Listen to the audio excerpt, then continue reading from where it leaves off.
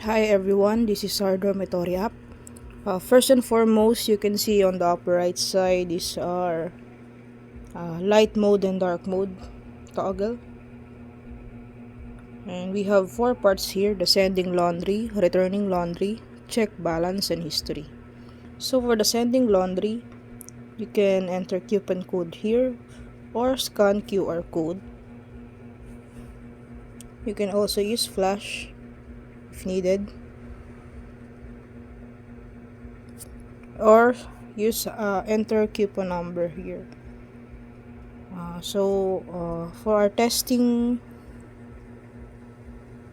coupon number,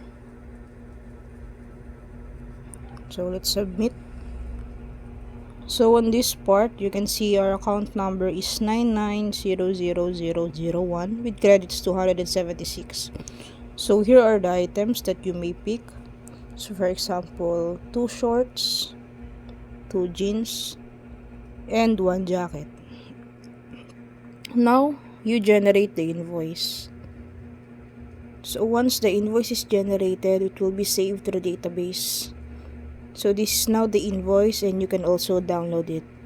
So with a total of 10 credits, your credit status from 276 became 266. Okay, so go back to the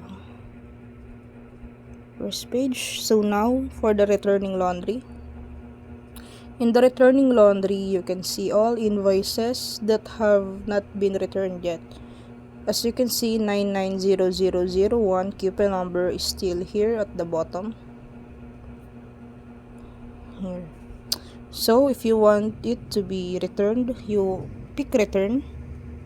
You can also pick select all or deselect all.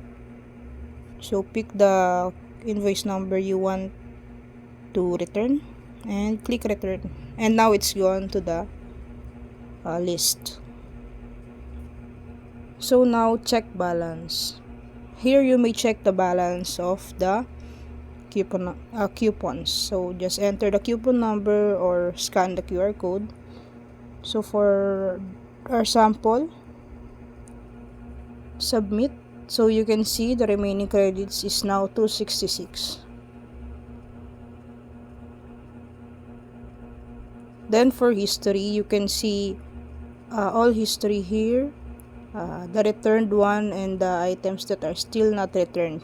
You can see the status here on the list. And you can also filter using the date.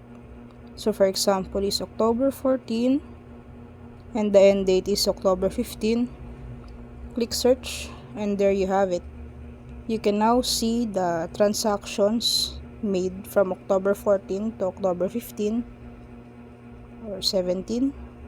Press search. So this one, you can all see the transactions with status ongoing and status returned. So that's all for the Dormitory app. Thank you.